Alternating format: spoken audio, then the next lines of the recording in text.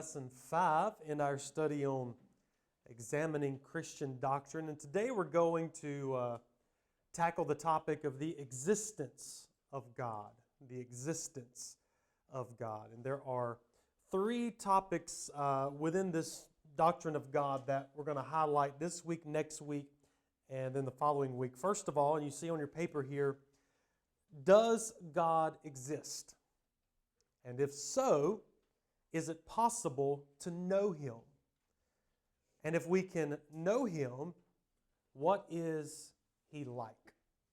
So those are 3 questions, and those are the 3 topics we're going to tackle over the next 3 weeks. First of all, does God exist? What are the arguments for the existence of God? What does the Bible say about the existence of God? That's what we're going to talk about today.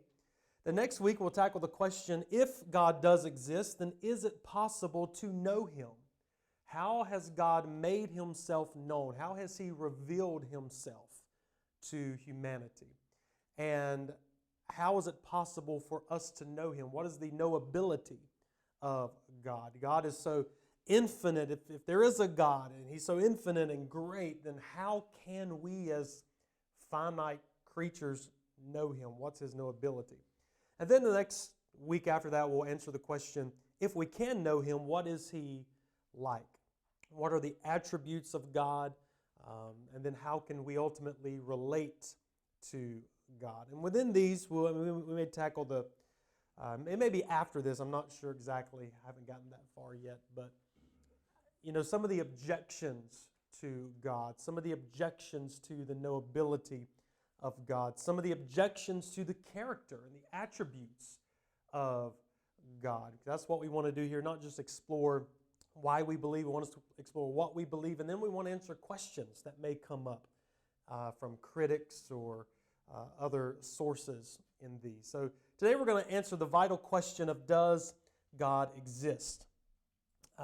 These are 3 crucial questions that not only relates to the universe and existence itself, but to us personally. And that's what we're going to do in each one. Especially today, we're going to look at what does the existence of God mean to the universe and existence as a whole.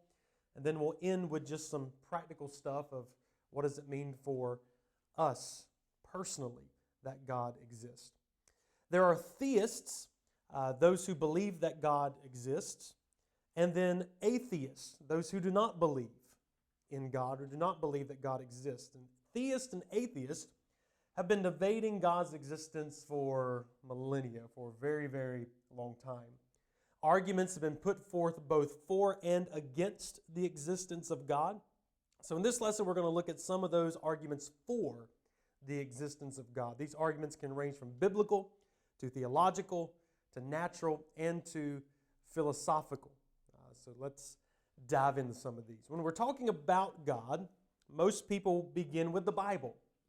That seems to be where us Christians go when we want to talk about God and explain God. The interesting thing about the Bible is that the Bible does not set out to prove that God exists. The Bible does not present a defense of the existence of God. The Bible begins with an understanding that God just is. We find this from Genesis 1:1. In the beginning, God created.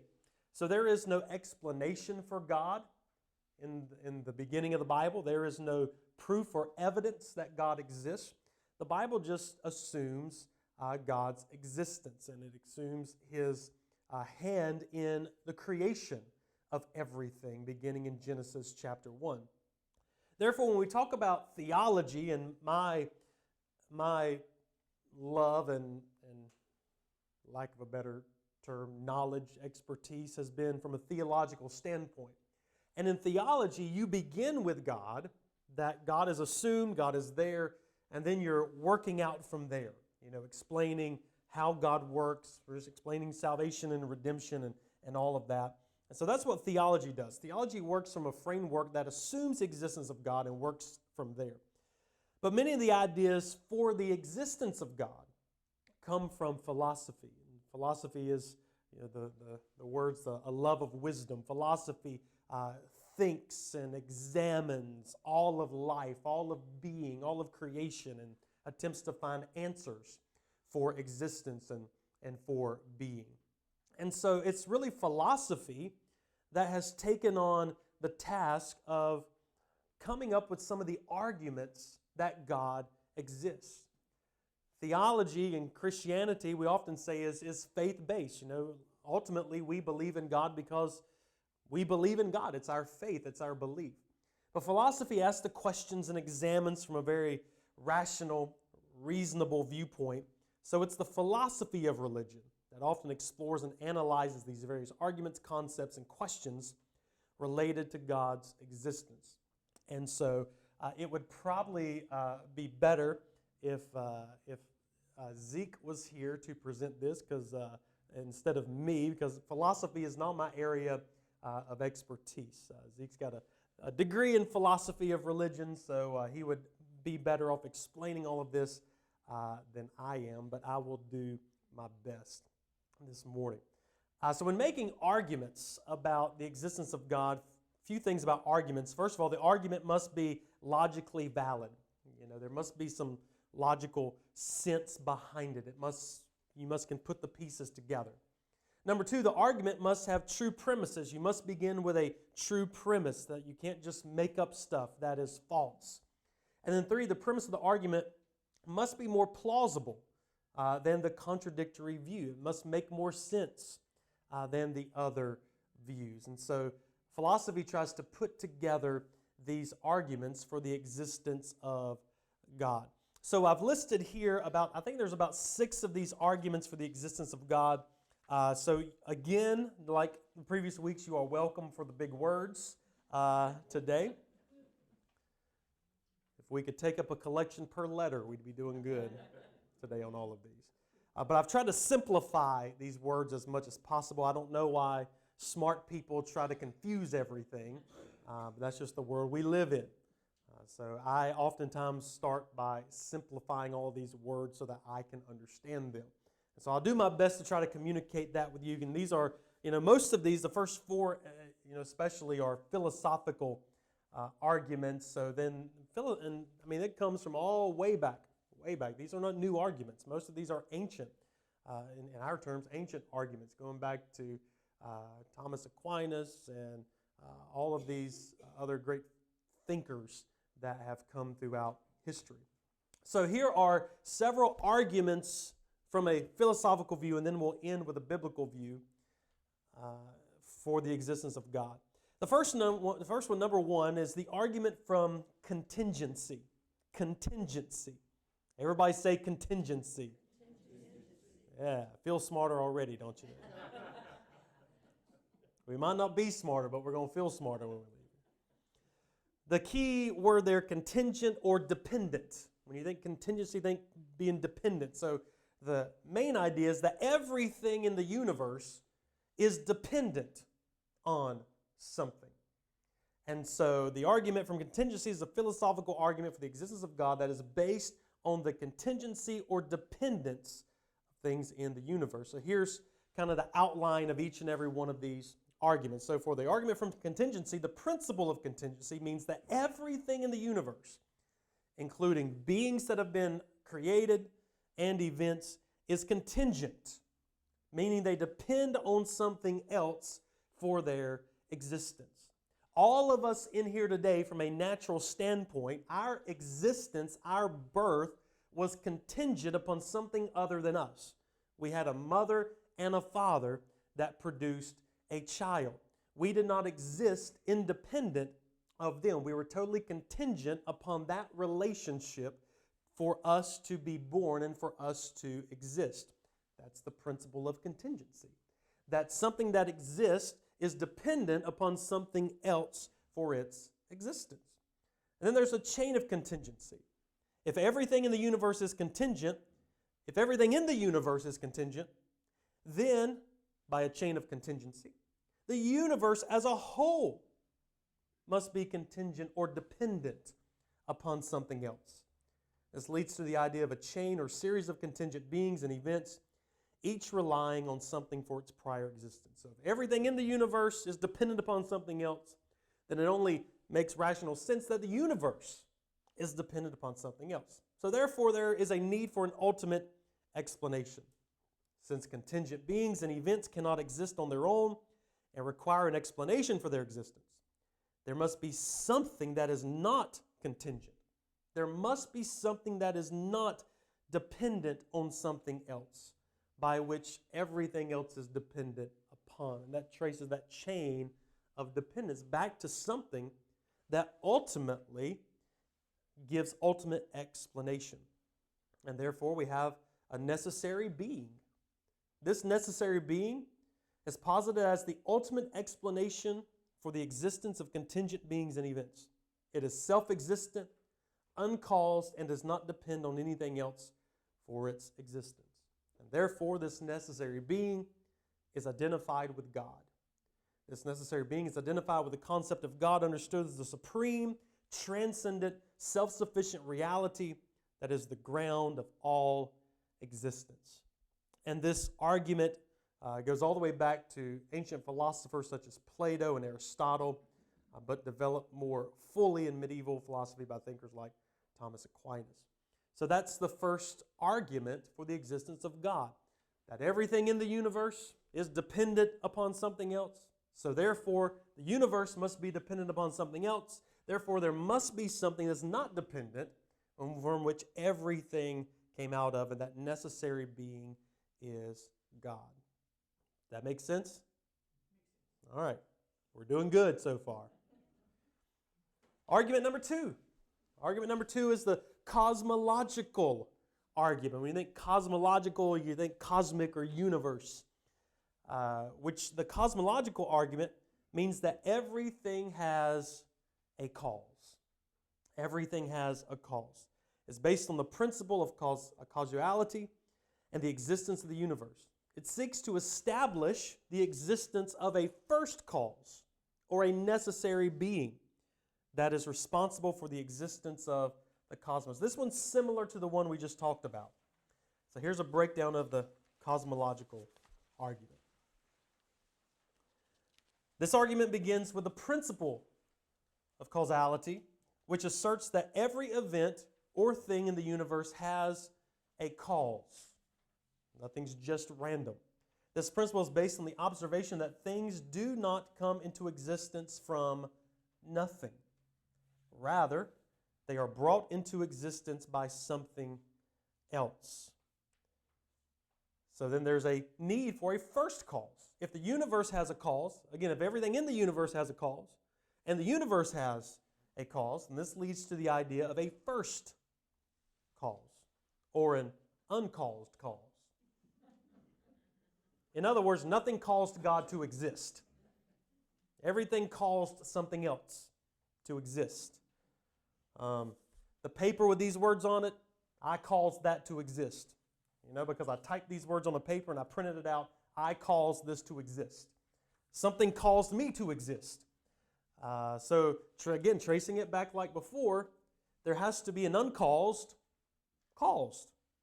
And the uncaused cause is the fact that nothing caused God to exist. That God is pre-existent. He is responsible. He is the cause of everything else existing. And so there's an argument from infinite regression, means the cosmological argument rejects the idea of an infinite regression of causes, whereas each cause is caused by something for infinity. That means you just trace this caused this, and this was caused by this, and this was caused by this, and it just goes back infinity, and that there's nothing that was not uncaused. It just goes back for eternity with cause after cause after cause. So this argues against infinite regression, that there had to be a first cause. There had to be something that caused everything else. And again, this identification of a first cause is God. First cause or necessary being for the ultimate explanation for the existence of the universe is identified with the concept of God.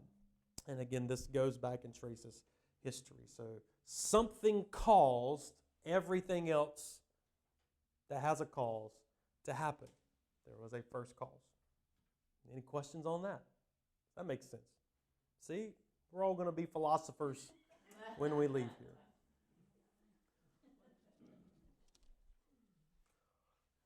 So number 3, we're already almost halfway there. The ontological argument. The word ontological, onto there simply means being. Being. The idea here in the ontological cause is that God is the greatest being that could ever be conceived. The greatest thing your mind can conceive, God is greater than that.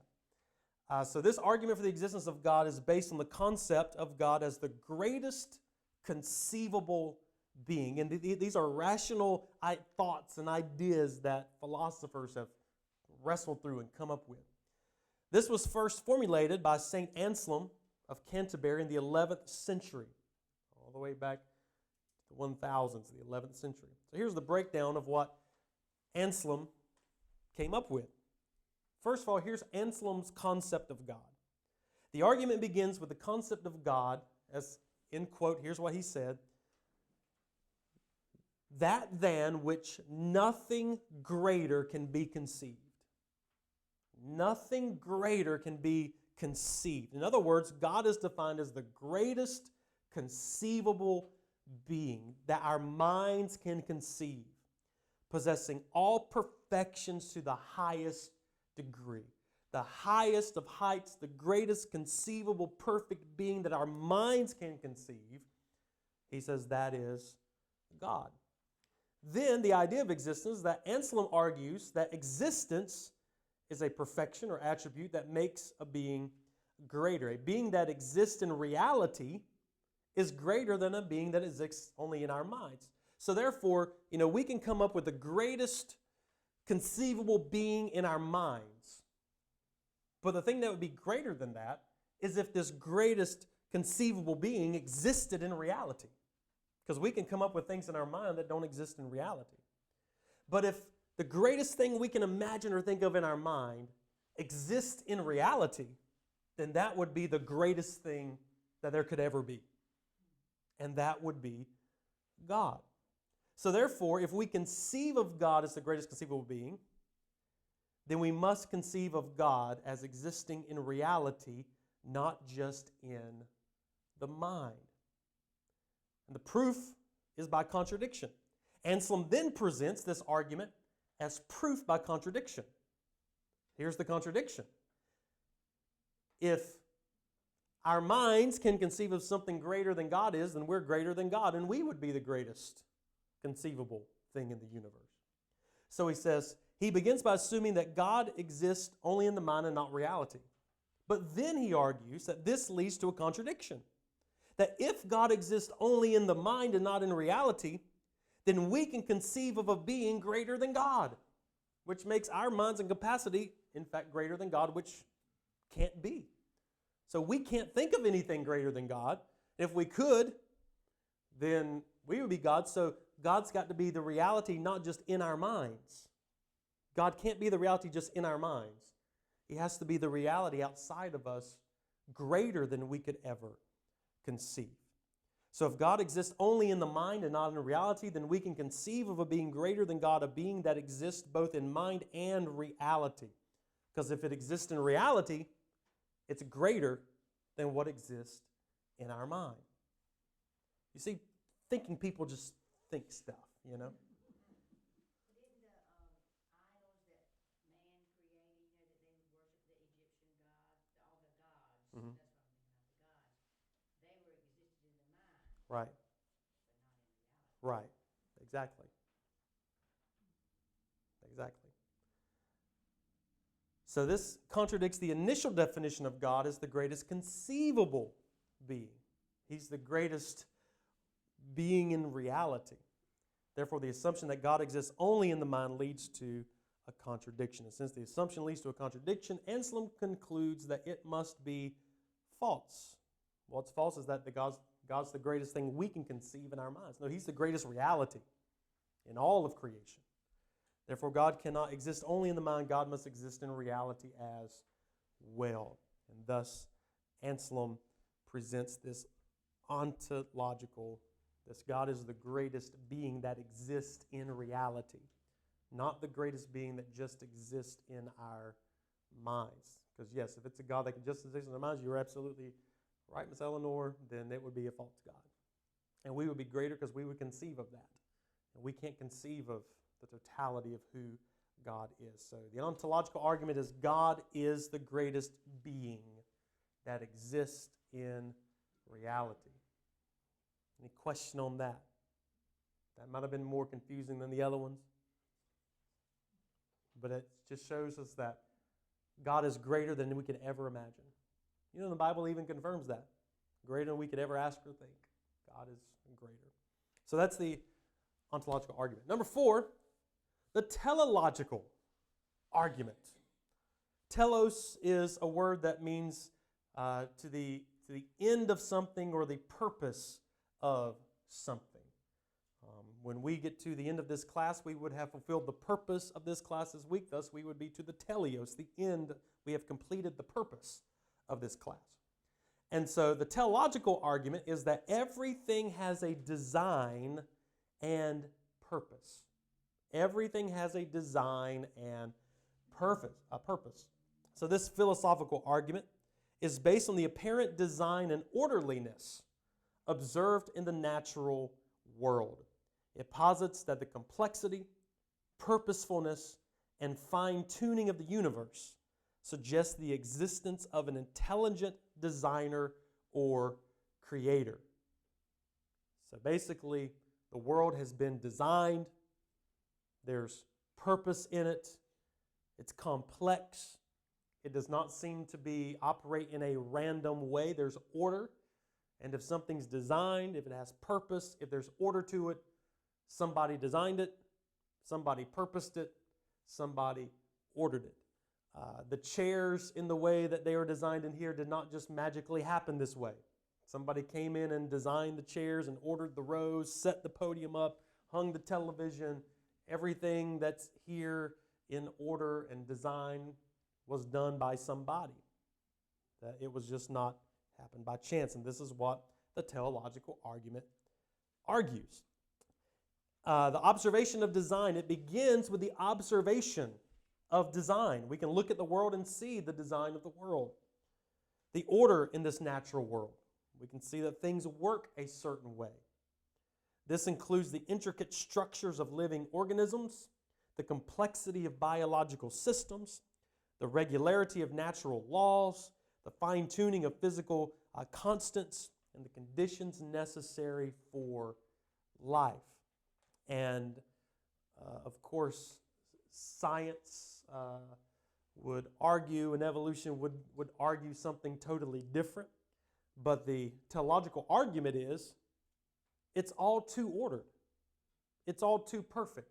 It's all too complex and intricate to just be random. Yes, could evolution create something? It might could create something, but it would create blobs of something with no design and purpose. There may be things that could exist, but no, humanity and the universe and the world is way too complex.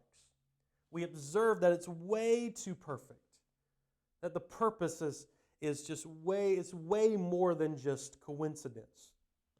So there's an inference to a designer. From the observation of the design, the teleological argument infers the existence of an intelligent designer. You know, it's the old analogy. You know, if you have a watch, there was a watchmaker.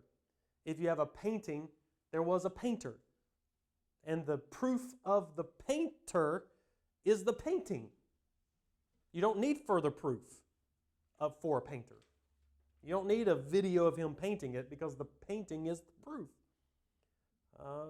The fact that you have a watch proves that there is a watchmaker. It's those simple arguments that if you have a design, you have a designer. If you have a creation, you have a creator.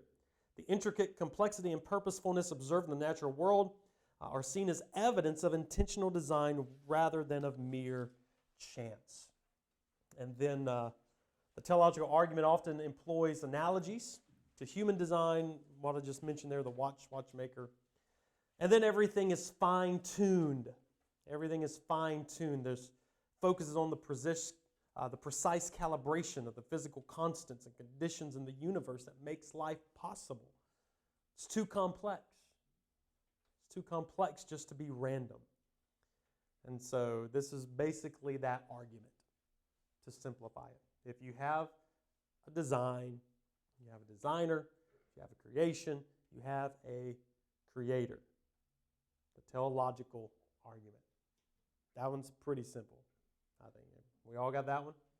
Well, great. Now you've learned a word. Teleological. Teleos. Then number 5, we get away from it's still philosophical, but it's more along the realm of theology. You can combine theology with this too. The moral argument. The moral argument posits the existence of objective moral values and duties as evidence for the existence of God. It argues that without a transcendent source for moral values that defines what morality is, such as God, then moral realism cannot be adequately explained. So the objective moral values is the argument begins with the observation that there are objective moral values. There are values that are true and binding regardless of human opinions and cultural norms. So their examples of these include the wrongness of actions like rape, torture, genocide.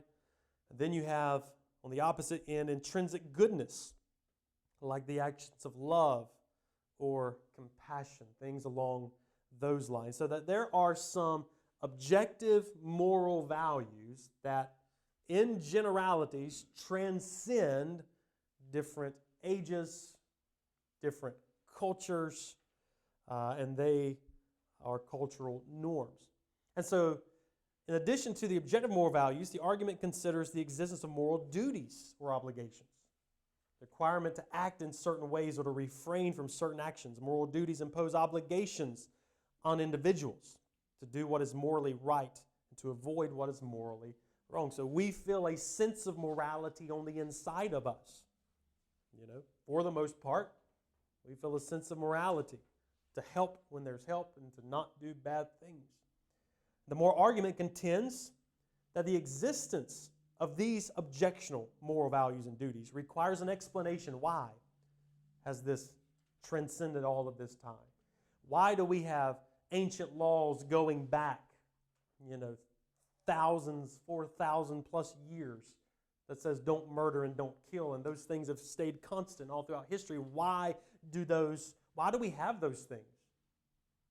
If there's no objective morality, we just do what we want to with no consequences. But yet there was something on the inside of people that said, no, this is wrong, this is right, this is wrong, this is right. So where did that come from? What's the explanation? And so the explanation is, without a transcendent source for moral values, it's difficult to account for the existence of objective morality. Naturalistic explanations such as evolutionary biology or social contract theories may explain the origin of moral beliefs, but cannot ground the objective truth or binding nature of moral values and duties. So the argument posits that the best explanation of the existence of objective moral values and duties comes from a transcendent foundation, which is God. God is a transcendent and morally perfect being and provides the ontological grounding for moral values and duties.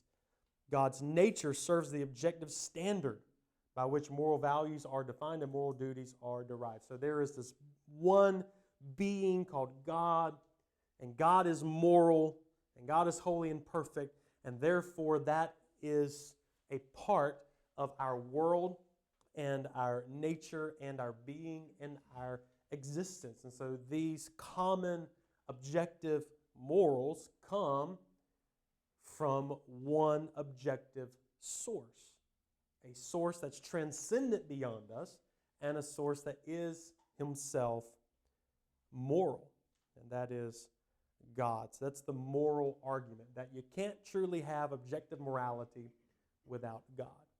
Of course, there's counter arguments to all of this, but we're just going over the arguments that have been set forth throughout history for the existence of God. Any questions or thoughts on that one, the moral agent giving us objective morality?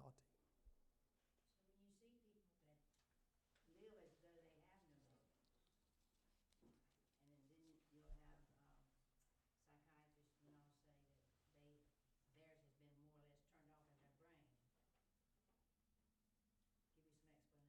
That's just our fallen nature. That's just our fallen nature. Yeah, that's just our fallen nature. Even if someone has a bent toward, violence or somewhere there was probably a conscience originally that would tell them this is not right. But sometimes that conscience can be overturned by our will. Sometimes that conscience can be suppressed, and then so for the ways that we act against the moral objectivity, I would say is traces back to our fallen sin nature in that. Because some of those people, they were taught right from wrong. They were taught moral objectivity, but because of sin and different things, then we transgress that moral authority, which was the concept of law in the Old Testament. Here's the moral authority given by God. Transgression of that is sin, punishable by consequences. Good question. And then number 6, we have the biblical argument. The biblical argument. So moving from philosophical arguments and moral arguments, we have the biblical argument for God. The biblical argument for the existence of God is rooted in the testimony of Scripture, which presents God. Again, it just presents God. It does not defend God or prove God, but it presents God as the creator, sustainer, and sovereign ruler of the universe. While the Bible does not offer a formal philosophical proof of God's existence, it provides theological and revelatory evidence that supports belief in God. And here's the breakdown of the biblical argument. The revelation of God's existence. The Bible begins with the affirmation of God's existence as the creator of the heavens and earth. In the beginning, God created the heavens and earth. Throughout the Old Testament, God reveals himself to humanity through various means. We'll talk more about this next week, including direct encounters, prophetic messages, miraculous interventions. These manifestations of God's presence and power attest to his existence and activity in the world.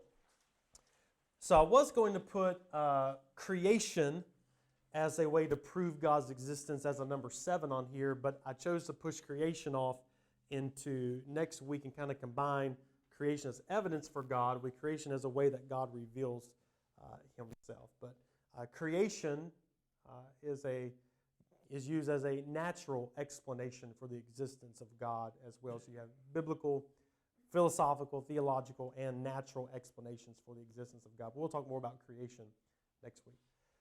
Divine attributes. The Bible describes God's attributes. We'll talk about them in a few weeks as well, such as his omnipotence, his omniscience, his omnipresence, and all of these attributes of God. I don't want to talk too much about that because I don't want to spoil it, because we're doing a whole class on that.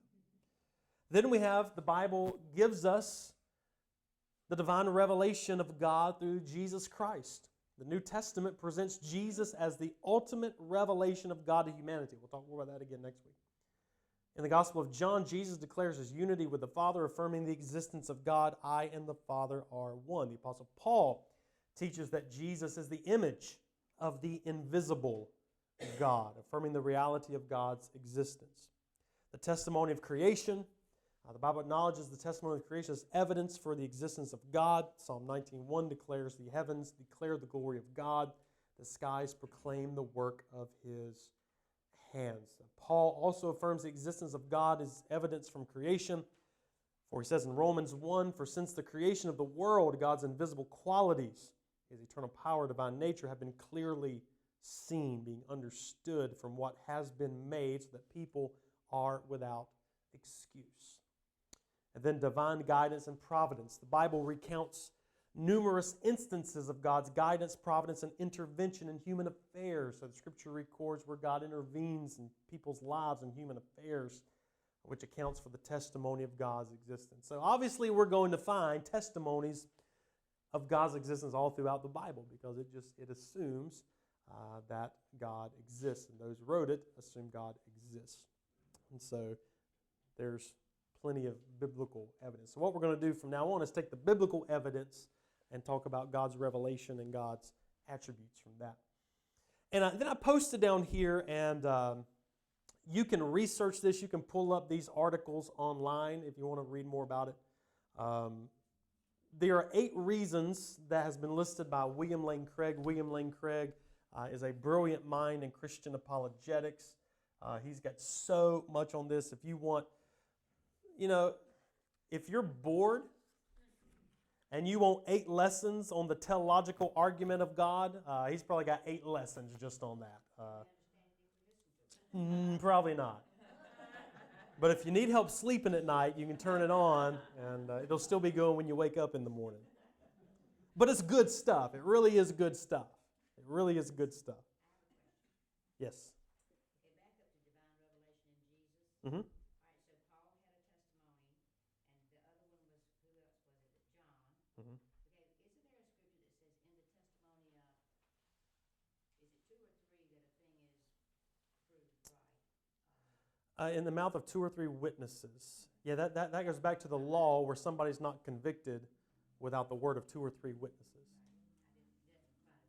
Which, not technically, but scripture we talked about last week with the Trinity, there are 3 that bear record in heaven, 3 in the mouth of 2 or 3 witnesses. So. And apologetics is simply the defense of the faith. It sounds like it's the opposite. You're making apology. Right? Yeah, but it's not. No, it's, yep. It's you putting forth arguments to defend your faith. So yeah, apologetics is the defense of the faith. So he gives 8 reasons, and I just listed them here. Again, you can type in Google 8 reasons in support of God's existence by William Lane Craig, and these will come up. But they kind of sum up some of the arguments. So number 1, God is the best explanation for why anything at all exists. That God is something beyond time and space, a transcendent reality. Number 2, God is the best explanation for the origin of the universe. Of course, others would disagree with that. But we know the universe had a beginning. No matter who it is, whether it's Christianity and creation or evolutionists, there was a beginning with the universe. There's also a beginning with time and space. Something created space. Something created time. And so... No, because there was a time no space existed. So, evolution would declare that time and space, the space where stars, everything is, didn't exist, and out of nothingness it existed. No, our minds can't conceive that. So, again, our minds can't conceive, so in reality, there's something greater than our minds can conceive. And the best explanation of that, I believe, is God. Number 3, I had to really dive into this one because this is just not my thing at all. God is the best explanation for the applicability of mathematics to the physical world. I was like, what? Yes. Would you care to elaborate on? So here's what I wrote down, and then I'll let you add. Scientists use math to describe how things work in the world around us. And this mathematical equations to how everything in the universe and world works around us is too perfect to be a coincidence. It's the mathematical physics. Mathematical physics, yes. It's not just mathematics, it's mathematical physics. Which is totally different from the math test we took in school. Number 4, God is the best explanation of the fine-tuning, we talked about that, of the universe for intelligent life. God is the best explanation of intentional states of consciousness. We have thought, Sunday we talked about the soul, our mind, our will, emotions. Where did all those come from? Like I said, evolution might could create a blob of something, but we are intelligently designed to have states of consciousness with our mind, our will, our emotions. And what's the best explanation for that? Well, God's the best explanation for that. Number 6, God's the best explanation of objective moral values. We talked about that. The very possibility of God's existence implies that God exists. In other words, any world we can imagine would be one that God would exist in because He's the ultimate creator of everything. We can imagine unicorns exist in some world, but they don't exist in this one. But there's not a world that we can't conceive of where God wouldn't exist because without God, nothing would exist. So number 8, God can be personally known and experienced. And we'll talk more about that next week with the knowability. If you're writing, let me give you something I added to this after I printed this stuff out because I found an addendum to William Lane Craig's 8 reasons. So there's 8 reasons in support of God's existence. And here's 3 reasons why it matters. So write that down. 3 reasons why it matters. And this is also by William Lane Craig that goes hand in hand with this. So this ends way more personal. 8 reasons in support and 3 reasons why it matters. Here's reason number 1. Life is ultimately meaningless without God. That's why it matters. Because if God doesn't exist, who cares? Why anything happens. Life is ultimately meaningless. We're born, we live, we die, and nothing ultimately matters or lasts. It's there's no point. It's ultimately meaningless. In fact, that's the point of Ecclesiastes. All is vanity. Vanity of vanities. You know, you live, you die. Ecclesiastes gives no hope of an afterlife. You know, just eat, drink, be merry, enjoy your wife, and just whatever. Because you're gonna go to the edge of existence. You're gonna fall off the edge of existence, never to exist again, and nobody's ever gonna remember your name. So it ends with just do your best. You know. Life without God is ultimately meaningless. Number 2, without God, we live without hope. Man, we look around in the world around us and we say, there's got to be something somewhere out there that's better than this. We have to have some form of hope within this world that we live and some form of hope beyond this world that we live. And without God, we live without hope.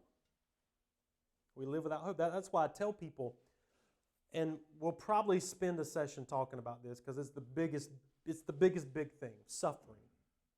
Suffering in the world.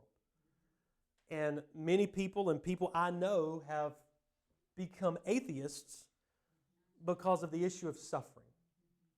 And I can't fully explain the issue of suffering. You know, if God is all good, why does He allow suffering? And if He's all powerful, why can't He stop it? So either God's all good and not all powerful, or He's all powerful and not all good. And so I know many people that have stopped believing in God because of suffering. And my discussions with them is, well, you're going to face suffering either way. So you can face suffering without God to give you any comfort, to give you any peace and hope through it, without any hope that there's something better on the other side of suffering. Or you can face suffering all alone. You can face it without hope. You can face it without any purpose. You're still going to face it. It's just, do you want to face it believing there's no God and no hope and no purpose? Or do you want to face it with a God even though you can't understand why God would allow this? You're going to face it either way. So I think it's better to face it believing in God and having faith and trust in God even in the midst of suffering, knowing that God is still going to work in us and around us even in the midst of it. So if you face suffering and you say, well, I'm not going to believe in God because of it, it's probably going to make it even worse because you're going to have to face it. Just because you don't believe in God doesn't mean suffering is going to stop. So without God, we live without hope. And then number 3, the third reason why it matters, if God exists, we can know His love personally. If God exists, we can know His love personally. That means we can share in His love, we can share in His redemption, we can share in His life, we can share in His relationship, we can share in His work, and share in His purpose. So if God exists, you can know His love personally. So you see there's universal reasons for the existence of God, philosophical reasons for the existence of God. That's great. We'll probably forget it when we leave. But there's very personal reasons for the existence of God as well. And those are the things that we live with and we carry with us every single day. The fact that life is not meaningless because God is in it. The fact that we do have hope in the midst of a fallen, sinful world full of suffering. And we can know His love that keeps us through every season of life. So the existence of God is of the utmost importance.